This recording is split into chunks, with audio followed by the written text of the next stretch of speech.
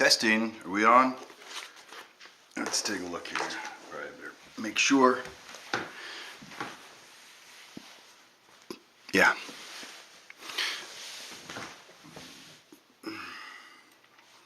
Hello, this is Sebastian Frank talking to you right now.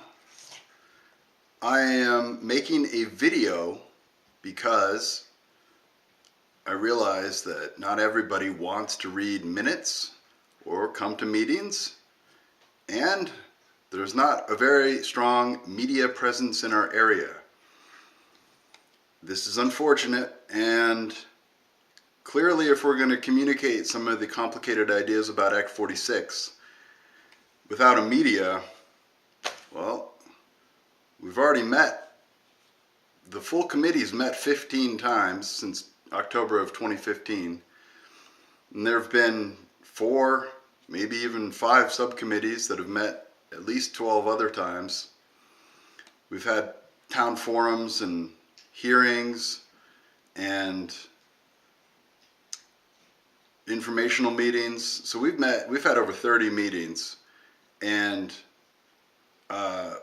including the subcommittees, over 19 of them have been in Ludlow, which is disproportionate because there are 7 towns, and Ludlow has only 3 of the members on it. So most of the meetings have happened in Ludlow. Now, I know a lot of people don't go to those meetings. I know that because I've been to almost every one of them. Not all the subcommittee meetings, but anyway, not all the town informational meetings, but I've been to a lot of them. And plus there are also the regular school board meetings, and I know Mount Holly and Ludlow have talked about Act 46 pretty much since it started. So, but that's all in the past. What are we going to do? Obviously, just having meetings and inviting the public, their public meetings, is not helping. People still seem either confused or angry or sad, outraged. So, I invited some of the Chester members to help with a PR campaign, and I don't think they're that interested in it. And maybe they are. We'll see. I mean, it's still before Christmas. I'm filming this on the 20th. Okay, so that's I want to keep these short, and I'll break them into chunks, and I think I'll do some more introductory ones later, but since this is the first one, and I'm just getting used to it, and I'm just filming it on my couch at home. I don't have a good microphone yet, so maybe I'm yelling. Okay, so here's what I wanted to talk about in this little video. Craig Hutvader and I and some of the Mount Holly residents got together this morning to discuss some of the feelings that people are having. Basically, what we heard through some of the Mount Holly residents was that there are people in Ludlow are feeling left out.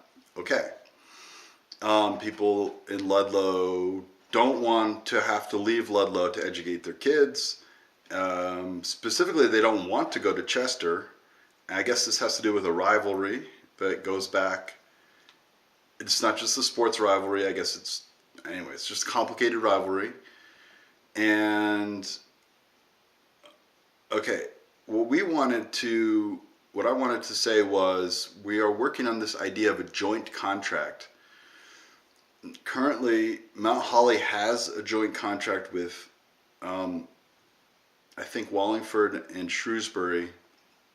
Essentially what it is we just have a contract with those districts where, those are now part of the Mill River Unified Union School District. But the contract essentially says that they can send their kids to Mount Holly, we can send our kids to their schools, and normally what would happen is the district where the student resides gets to count the student and gets all the funding for the student, because obviously I'm going to have to do another video about how education's funded, but basically if the student resides in one district, that district gets the money for that student. And if that student goes to another district, the new district where the student goes doesn't get any of the money.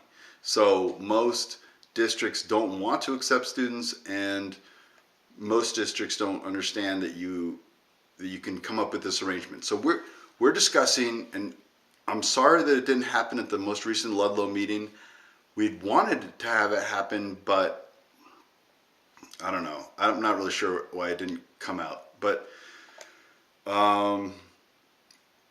what we could do, what we want to do is, it would be great if Mill River Unified Union School District and TRSU, if it unifies, could have a joint contract whereby students who currently reside in Mount Holly could go, if in option 2, if this is the path we go down, which the study committee is going down this path, but if it's approved by voters, then a Mount Holly student could continue to go to Black River if it stays open, which is a different issue, and a Ludlow student could go to Mill River if they wanted to. That would be the joint contract. So essentially what it does is it takes back from the state their fairly onerous restrictions on choice, and it provides the choice that otherwise people feel like they're not having. So the joint contract issue, I feel like, is very important, not just politically. I feel like it's the right thing to do, and economically, to me, it seems like, I think all the money should travel with the student, but that may not be agreeable to the different districts. So half the money seems like a reasonable compromise. A joint contract could be renewed every year. It could be negotiated. You could do more than 1 year. You could have triggers. You could put caps. You could do anything you want. So that's the sort of thing that would have to get hammered out by lawyers, and we are talking to the TRSU lawyer, and we'll know more about this specifically coming up. So anyway, I feel like the joint contract resolves a lot of the anxiety, because people don't necessarily want to go to Mill River and Mount Holly, and people in Ludlow don't want to feel like Mount Holly is getting a better deal because they don't want to go to Green Mountain. Okay, so joint contract could solve that. We talked about the notion of advisable versus necessary, and basically what I think that, I don't know if people really get this, but Chester and Andover and maybe Baltimore and Cavendish, they can form a union district without Ludlow and Mount Holly, and so it's not like they don't have to work with us, which is why there's no reason for us to be necessary. We're not necessary.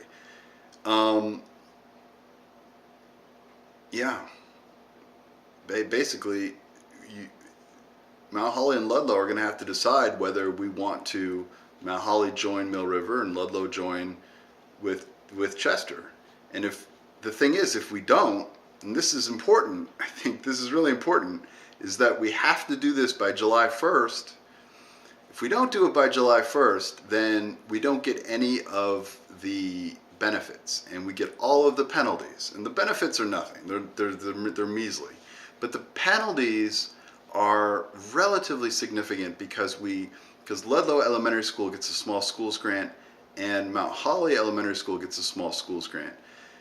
So not only would we then be without larger districts, so Mount Holly and Ludlow, if the voters don't like option 2, then what's going to happen is Mount Holly and Ludlow will stay part of, there will have to be a Two Rivers Supervisory Union overseeing the district of Mount Holly and the district of Ludlow.